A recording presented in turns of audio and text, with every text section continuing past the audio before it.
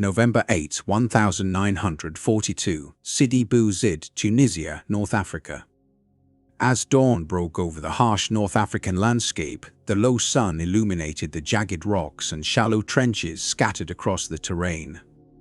A German cavalry trooper, Wilhelm Schmidt, pressed himself against the cover of a crumbling stone barrier. In his hands rested a Karabiner 98K, a weapon that had become almost an extension of his body after years of continuous combat. The process was automatic now. Chamber a cartridge, fire, lift the bolt, extract the empty casing, drive the bolt forward again, reacquire the target, shoot once more. This mechanical cadence defined infantry combat for the German army. It was the same method that had accompanied Wehrmacht units through the swift victories in Poland and France, and later through the brutal expanses of the Eastern Front.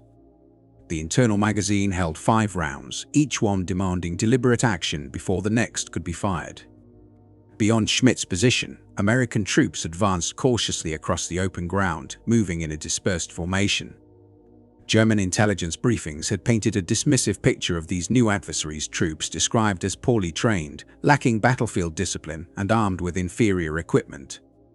Such assumptions would not survive the next minute of combat. Without warning, the American line erupted in gunfire. What followed was deeply unsettling for those accustomed to bolt-action warfare. There was no rhythmic pause between shots, no familiar pattern of fire and silence. Instead, Schmidt heard a continuous, controlled barrage, measured but relentless. Each pull of the trigger produced another shot, uninterrupted by manual cycling. In the time it took Schmidt to send 3 rounds downrange, the American rifleman facing him had already fired 8 shots and was reaching for fresh ammunition. This weapon was the U.S. Army's standard service rifle, the M1 Garand. Its presence on the battlefield would soon expose a fundamental weakness in German infantry doctrine. The effect was not merely physical but psychological. German soldiers, trained from the outset to trust in the technical and tactical superiority of their arms, suddenly found themselves outpaced at the most basic level of individual firepower.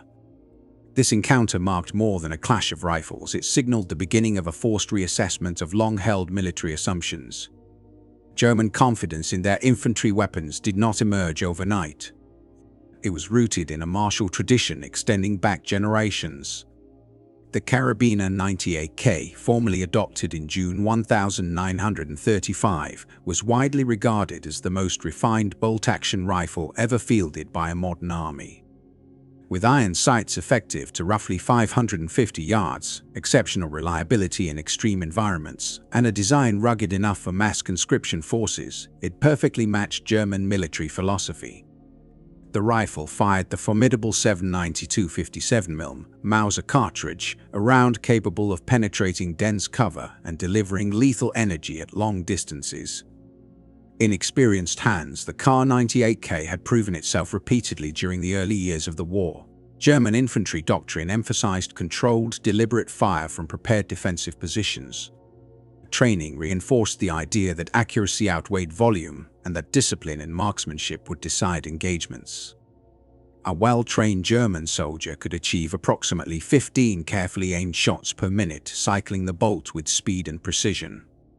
Against opponents using similar bolt-action rifles such as those fielded by Poland, France, or Britain, this was considered more than sufficient. Although the British Lee Enfield rifle featured a larger magazine and higher theoretical rate of fire, German officers often dismissed this advantage, believing it compromised accuracy and efficiency. What they failed to anticipate was a battlefield where fire superiority no longer depended on bolt speed or shooting discipline alone, but on uninterrupted, semi-automatic engagement at the individual soldier level.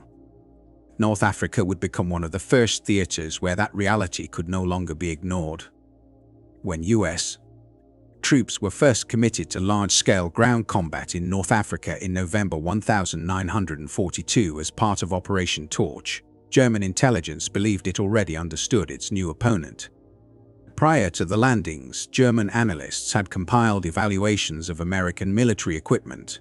These reports described a nation with immense industrial capacity but limited battlefield experience.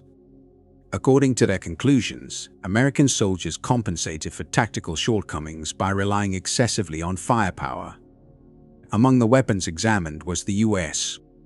Army's standard infantry rifle, the M1 Garand. German officers recognized it as a semi-automatic design with an 8-round internal magazine, but they did not initially view it as a decisive threat. The rifle was considered heavier than Germany's Karabiner 98K, approximately 9.5 pounds versus 8.2 pounds, and in German eyes, this extra weight brought little advantage. Their assessments argued that while the American rifle allowed a higher rate of fire, it came at the cost of precision and mechanical dependability, qualities the Germans believed were inherent to simpler bolt-action weapons. What these evaluations failed to account for was that the M1 Garand had already been tested in real combat long before American soldiers met German forces in Africa. On December 8, 1941, just hours after the attack on Pearl Harbor, Japanese forces invaded the Philippines. In the months leading up to that invasion, from August through November 1941, shipments of M1 rifles had arrived in the islands. These weapons equipped the U.S. Army's Philippine Division and the highly trained Philippine Scouts. In the jungles and defensive positions of the Philippines, the M1 Garand proved itself under extreme conditions. American and Filipino troops employed the rifle so effectively that Japanese soldiers reportedly believed they were facing machine gun fire rather than ordinary riflemen. In February 1942, General Douglas MacArthur sent a cable praising the weapon's reliability and performance, even in the dust, mud, and confined chaos of foxhole combat. By the time German troops encountered Americans in North Africa, the Garand had already endured nearly a year of brutal fighting in tropical terrain. The reality that unfolded on the North African plains overturned German expectations almost immediately. German units, confident in their doctrine, established defensive positions designed to halt enemy advances with controlled, deliberate fire. They anticipated facing inexperienced soldiers who could be pinned down and suppressed. Instead, when American troops attacked, German defenders were met with an overwhelming storm of incoming rounds. This was not machine gun fire. The Germans were trained to recognize and counter that, but something more unsettling, relentless, sustained rifle fire. A trained German rifleman using the Kar 98K might fire around 15 carefully aimed shots per minute. Each shot required working the bolts, reacquiring the target, and firing again. American soldiers armed with M1 Garands were operating at a completely different tempo. Individual riflemen were firing 30 to 40 rounds per minute, and they were hitting their targets. German attempts at suppression failed. Each time a German soldier lifted his head to engage, multiple American rounds snapped back almost instantly. The arithmetic of the battlefield told the story. In a 2-minute firefight, a German infantryman with a bolt-action rifle could deliver roughly 30 aimed shots. An American soldier with a M1 Garand could fire close to 80 rounds in the same span of time. Even more important than raw numbers was continuity. The German shooter repeatedly broke his sight picture to cycle the bolt. The American rifleman simply squeezed the trigger 8 times in succession, with minimal disruption to his aim thanks to the Garand's manageable recoil. This performance was made possible by the rifle's gas-operated mechanism. When a round was fired, a portion of the propellant gases was tapped from the barrel and directed into a cylinder beneath it. These gases drove a piston that automatically cycled the action, ejecting the spent cartridge and chambering a fresh round. The entire sequence occurred in a fraction of a second. Between shots, the action remained closed, preserving alignment between the barrel and the sights and allowing rapid, accurate follow-up fire. Contrary to early German assumptions, accuracy did not degrade under rapid fire. Tests conducted at Springfield Armory showed that the M1 Garand consistently produced groups of approximately 4 minutes of angle, about 4 inches at 100 yards. Many rifles exceeded this standard. The weapon delivered speed without sacrificing precision. By the final years of the war, senior American commanders fully understood what this meant for infantry combat. In a letter dated January 26, 1945, addressed to Major General Levin H. Campbell, Jr., Chief of Ordnance, General George S. Patton offered his famous assessment. In my Patton's words were not exaggeration. He recognized that the Garand had transformed the role of the individual soldier. A single infantryman armed with an M1 possessed firepower comparable to several riflemen equipped with bolt-action weapons, while still retaining accuracy, reliability, and effective range. By mid-1943, entire U.S. Army divisions were being equipped exclusively with the M1 Garand. American industrial output made this possible on a scale no other nation achieved during the war. Between 1937 and 1945, approximately 4.4 million M1 rifles were manufactured. Springfield Armory in Massachusetts produced over 3.5 million units, while Winchester Repeating Arms in Connecticut added more than 500,000. Production reached such volumes that by the time Allied forces landed in Normandy in June 1944, nearly every American rifleman carried a semi-automatic M1 Garand. No other major power fielded an army of millions equipped with such weapons. While enemy soldiers still relied largely on bolt-action rifles, American infantry entered battle with a technological advantage that reshaped small unit combat. The Garand specifications alone did not explain its impact, but they mattered. The rifle fired the .36 Springfield cartridge, a powerful and proven round that had been in American service since 1906. Combined with the rifle's semi-automatic operation, this cartridge gave U.S. infantry a blend of range, penetration, and sustained fire unmatched on the battlefields of World War II. The cartridge used by the rifle fired a projectile weighing roughly 150 grains, achieving a muzzle velocity close to 2,800 feet per second.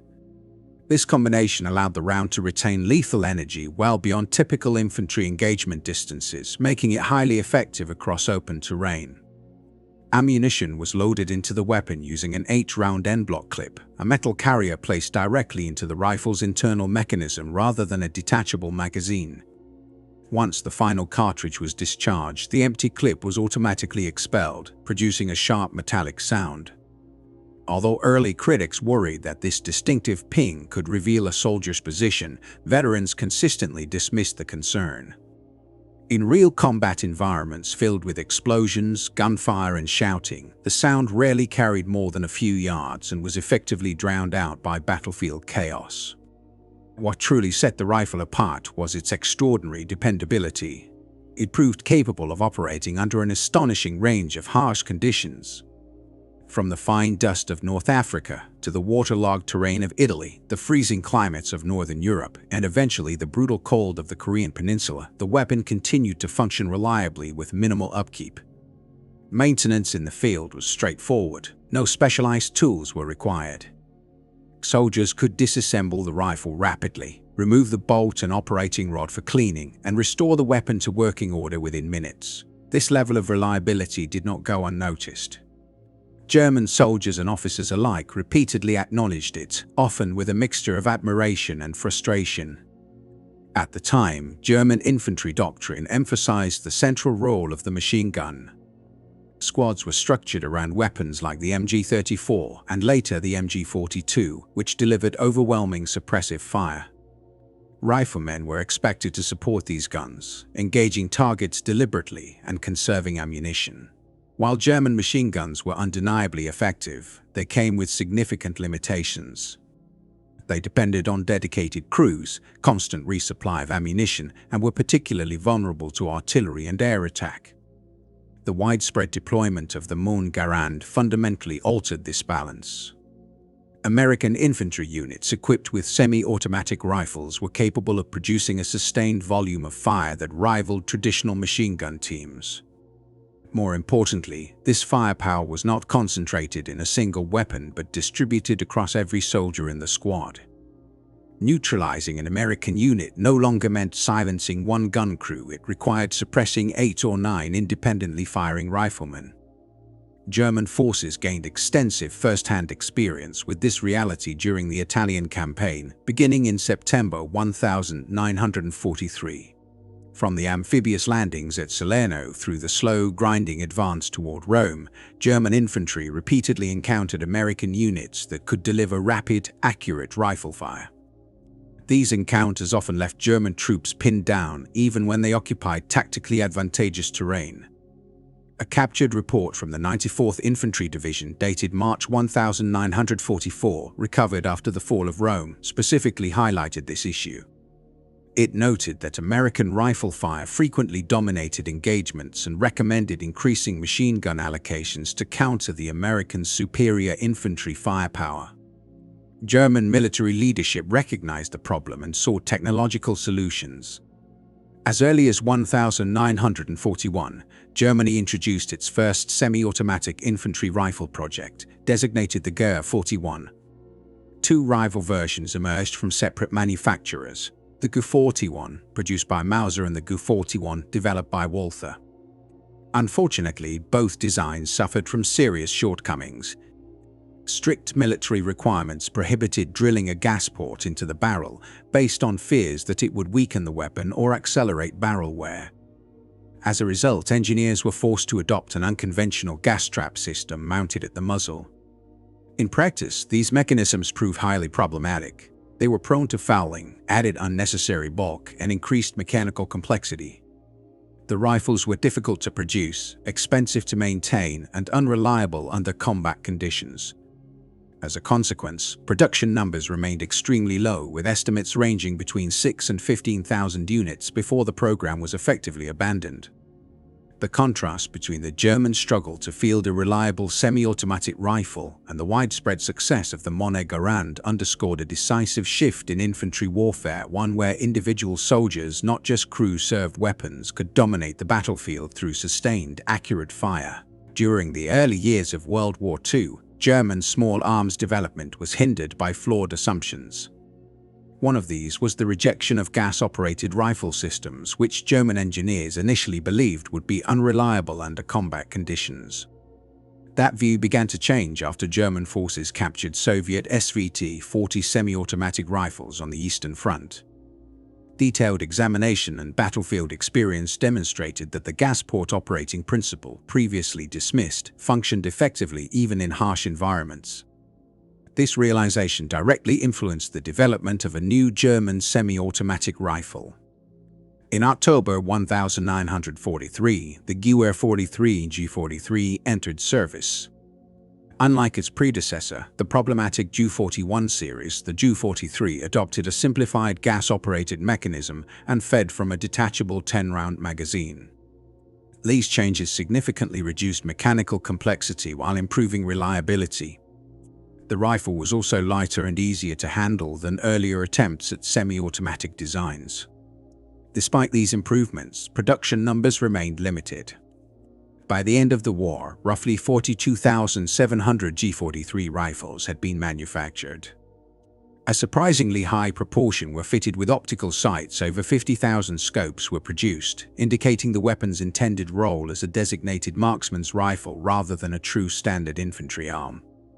Soldiers who received the G43 generally regarded it as effective and appreciated its increased rate of fire compared to bolt-action rifles. However, the rifle arrived far too late to influence the broader course of the war. German industry, already under intense pressure from bombing campaigns and resource shortages, could not manufacture the GU 43 in sufficient quantities. For every 50 Karabiner 98K rifles produced, only one G43 left the factory. As a result, most German infantrymen continued to fight with bolt-action rifles until the conflict ended. Even among those issued the G43, comparisons with the American M1 Garand were unavoidable. While the German rifle was capable, it was more mechanically intricate and harder to maintain in frontline conditions. Spare parts were increasingly difficult to obtain, and field repairs often proved challenging. In contrast, the M1 Garand benefited from standardized mass production, robust logistics, and a design optimized for sustained combat use. Germany's deeper problem was strategic rather than technical. The country entered the war without a reliable semi-automatic infantry rifle and never managed to close the gap. By the time workable designs appeared, the industrial and tactical advantage had already shifted decisively to the Allies. The influence of the M1 Garand went far beyond its mechanical qualities. It fundamentally reshaped how American infantry units fought, Training emphasized speed, rapid target acquisition, continuous engagement, and aggressive use of firepower. U.S. infantry doctrine assumed that every rifleman could deliver repeated, accurate shots without pausing to reload after each round. This assumption transformed small unit tactics. Squads advanced using coordinated fire and movement, with one element providing sustained suppressive fire while the other maneuvered forward. The sheer volume of fire generated by Garand-armed riflemen made these tactics exceptionally effective, often overwhelming defenders before they could respond effectively. The effects were dramatically illustrated during the Normandy landings. On June 6, 1944, German forces of the 352nd Infantry Division defended the bluffs overlooking Omaha Beach. This division, numbering over 12,000 men, occupied strong defensive positions reinforced with concrete emplacements, overlapping machine gun fields of fire and commanding views of the beach approaches. On paper, the defenses appeared nearly impossible to overcome. Yet once American troops reached the base of the bluffs, the balance shifted. Every advancing soldier carried a semi-automatic rifle and employed it relentlessly. The volume of incoming fire was so intense that German defenders struggled to maintain aimed shots. Machine gun crews, once the backbone of German defensive doctrine, were rapidly suppressed as dozens of riflemen concentrated fire on known positions. The fighting in Normandy during June and July 1944 provided German infantry with sustained exposure to American small arms superiority. In the close, enclosed terrain of the bocage, where engagements often occurred at distances under 100 yards, the rapid-fire capability of the M1 Garand proved decisive. Traditional German tactics, which relied on limited rifle fire to support maneuvering elements, became ineffective under such conditions. American covering fire was simply too dense and continuous. German soldiers were forced to remain under cover, unable to maneuver or return accurate fire. This imbalance consistently favored U.S. units, even when they faced numerically superior enemy forces. After the war, analysts from the U.S. Army's Historical Division conducted detailed studies of combat reports and casualty records. Their findings showed that American infantry squads inflicted casualties at rates significantly higher than statistical models had predicted. While artillery, air support, and logistical superiority all played important roles, the recurring advantage in direct infantry engagements pointed unmistakably to the impact of the M1 Garand. Armed with reliable semi-automatic rifles, American infantrymen could reasonably expect to prevail in firefights even when outnumbered, as long as they had sufficient ammunition and usable cover. In this way, the Garand was not merely a weapon. It was a force multiplier that reshaped battlefield behavior and helped define the character of Allied infantry combat in World War II. Germany's late war answer to the changing nature of infantry combat was a radical new weapon, the Sturmgewehr 44. Unlike traditional battle rifles or submachine guns, it was designed around an intermediate cartridge, the 7.92-33 Kurs, and fed from a 30-round detachable magazine. It could be fired either in semi-automatic or fully automatic mode, giving infantrymen a level of firepower and flexibility that had never before been combined in a single service rifle. In conceptual terms, the SG-44 marked a fundamental break from earlier thinking. It effectively defined what would later be known as the assault rifle, yet innovation alone could not alter the outcome of the war. Roughly 425,977 units were manufactured, with the vast majority produced during 1944 and 1,945, when Germany's military situation was already deteriorating rapidly. Like several other advanced German weapons of the period, the StG-44 appeared too late and in numbers far too small to influence events on a strategic scale. Most frontline German infantrymen never encountered one at all. Those who did were often unable to exploit its advantages due to chronic ammunition shortages, a direct result of Germany's collapsing industrial infrastructure under sustained Allied bombing and material losses. While Germany struggled to field its most advanced rifle in meaningful quantities, the United States had already completed a long and methodical journey toward its own revolutionary infantry weapon, the M1 Garand. The story began decades earlier with John Garand, born on January 1, 1888 in Saint-Rémy, Quebec, Canada. In 1899, his family immigrated to the United States, where Garand would later embark on the work that defined his legacy. On November 4, 1919, he joined Springfield Armory, beginning what would become nearly 20 years of continuous development devoted to a semi-automatic service rifle for the U.S. Army. Garand's early designs explored multiple mechanical systems and calibers. During this experimental phase, the U.S. Army showed strong interest in a 276 caliber cartridge, which demonstrated favorable ballistic characteristics compared to the long-established 36 round. However, this path was halted in 1932 when General Douglas MacArthur, then serving as Army Chief of Staff, intervened. He insisted that the Army retain the Army 6 to preserve compatibility with existing machine guns and to take advantage of vast ammunition stockpiles already in storage. Although this decision delayed formal adoption, it ultimately simplified logistics and proved strategically wise. Throughout the early 1932s, Garand continued refining his rifle. Extensive trials were conducted at Aberdeen Proving Ground and Springfield Armory, where numerous mechanical and ergonomic issues were identified and systematically resolved. One of the most important changes involved the rifle's operating system. An early and complex gas trap mechanism was abandoned in favor of a simpler and more reliable gas port system. Other improvements followed. The trigger group was redesigned for consistency and durability. The wooden stock was reshaped to improve handling and shooter comfort. By the mid-1932s, the rifle had matured into a robust, soldier-proof design. On January 9, 1936, it was officially adopted as the U.S. rifle, caliber the .30 M1. Initial production progressed slowly. Only a few thousand rifles were completed during 1937 and 1938, largely due to limited budgets and the absence of immediate wartime urgency. This changed dramatically as global tensions escalated. By January 1941, production capacity had surged to approximately 600 rifles per day, ensuring that American forces entered World War II equipped with a standard-issue semi-automatic rifle, a distinction unmatched by any other major power at the time. The M1 Garand went on to serve U.S. troops throughout World War II, the Korean War, and the early stages of Vietnam. It was not officially superseded until the adoption of the M14 rifle. The replacement decision was finalized on March 26, 1958, with the first MAV-14s reaching frontline units in July 1959. Even then, the transition was gradual, and complete replacement across all units was not achieved until 1961.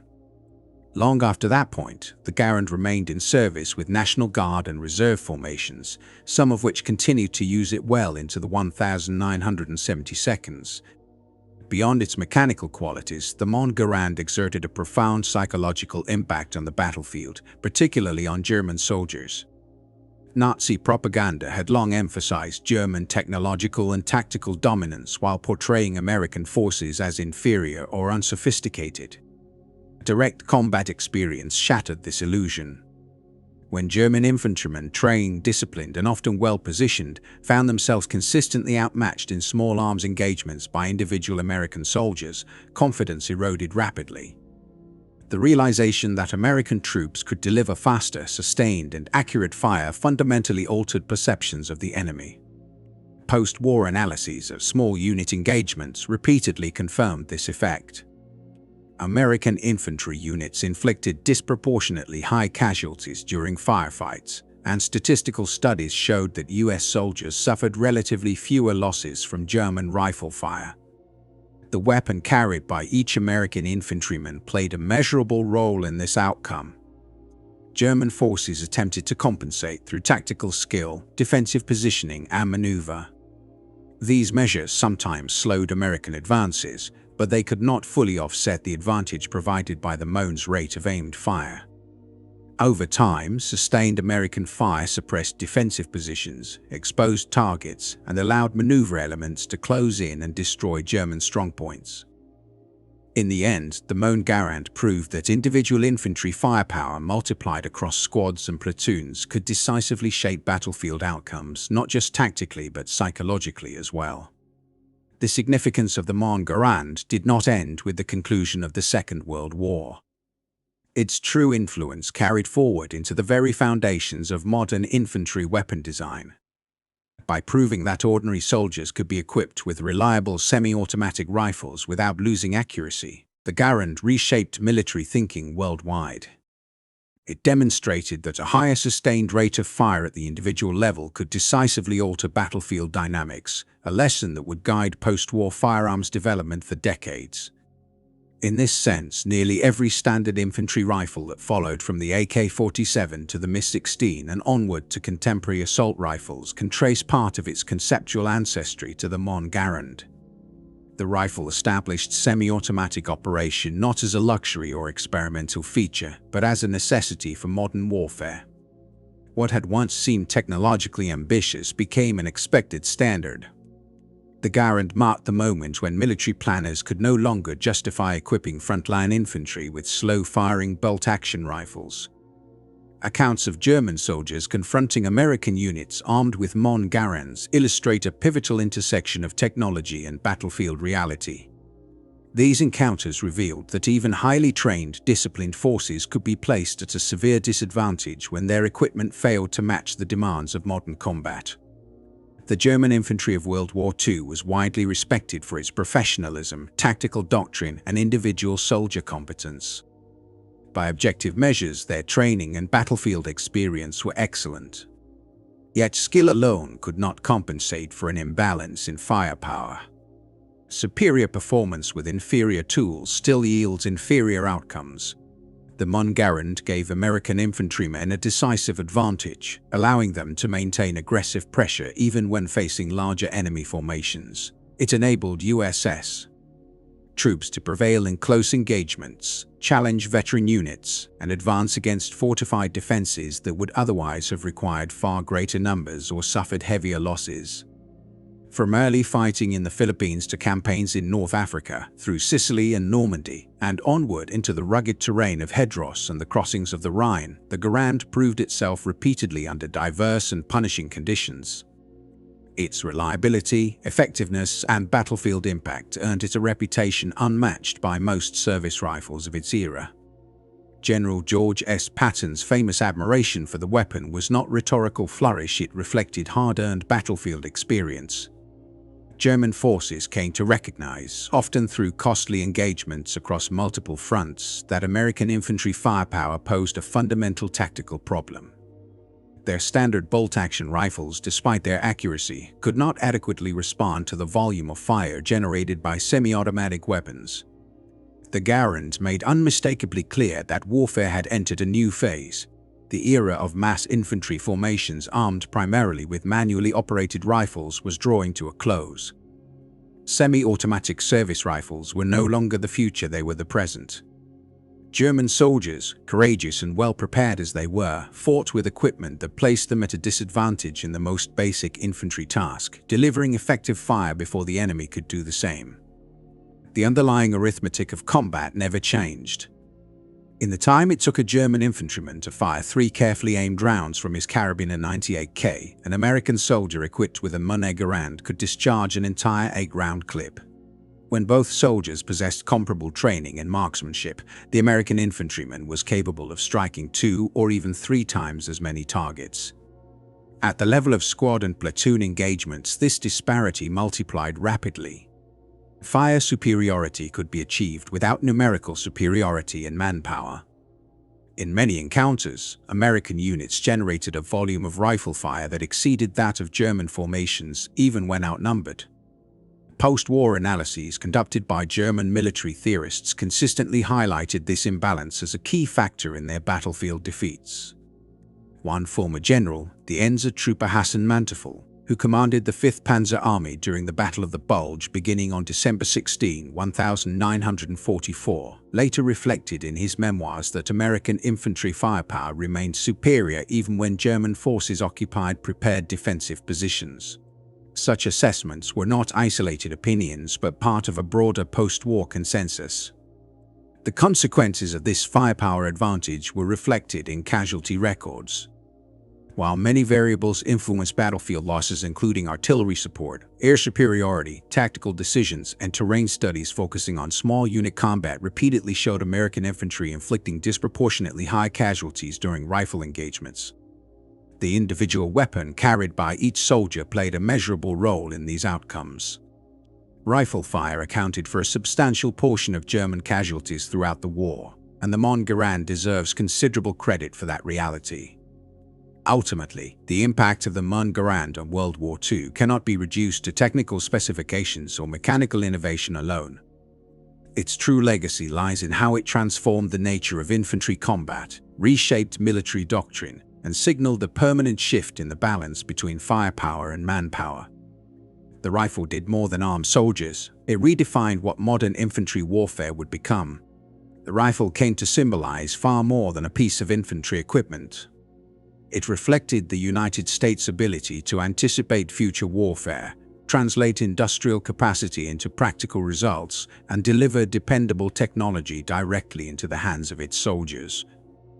At a time when German weapons designers were entangled in ambitious but overly complicated semi-automatic rifle projects, most of which failed to reach widespread service, American forces had already standardized a battle-tested semi-automatic rifle across their entire army. Crucially, this achievement occurred before the United States formally entered the conflict, giving American infantry a decisive technical foundation from the outset. When this advantage was multiplied across millions of servicemen and repeated through thousands of firefights, its impact became undeniable. It was not merely a theoretical benefit, but a constant presence on battlefields throughout Europe and the Pacific. The sharp report of the M1 Garand, followed by the unmistakable ring of its empty clip ejecting, became a familiar soundtrack of advancing American units. These sights and sounds grew inseparable from Allied momentum. Enemy troops learned to identify them quickly, understanding that they signaled an opponent capable of delivering rapid, accurate, and sustained fire with little pause. Across campaigns fought between 1941 and 1945, the M1 Garand consistently demonstrated its superiority over the German Karabiner 98K. While no single weapon can claim responsibility for winning a global war, the rifle proved its value where it mattered most, at the level of small units and individual soldiers. Victory depended on air power, logistics, industrial production, coordinated arms, and extraordinary human courage. Yet in the close, chaotic reality of infantry combat, the Garand offered American squads a clear, measurable edge that German foot soldiers struggled to neutralize. That edge altered the outcome of countless skirmishes. It reduced casualties, increased combat effectiveness, and accelerated advances that might otherwise have stalled. In doing so, it helped shorten the conflict and preserve lives. The M1 Garand stands as enduring evidence of what well-conceived military design can accomplish. By prioritizing reliability, practicality, and the needs of the individual soldier, the United States demonstrated that investment in frontline capability yields tangible results on the battlefield. The rifle's service life extended well beyond the Second World War, equipping American troops through multiple major conflicts over more than 20 years. Its design principles influenced generations of small arms that followed, shaping modern infantry doctrine long after its initial deployment. For German soldiers who encountered it under fire, the M1 Garand delivered a harsh but unmistakable lesson. Technological superiority, when paired with trained and determined soldiers, can decisively shape the course of battle.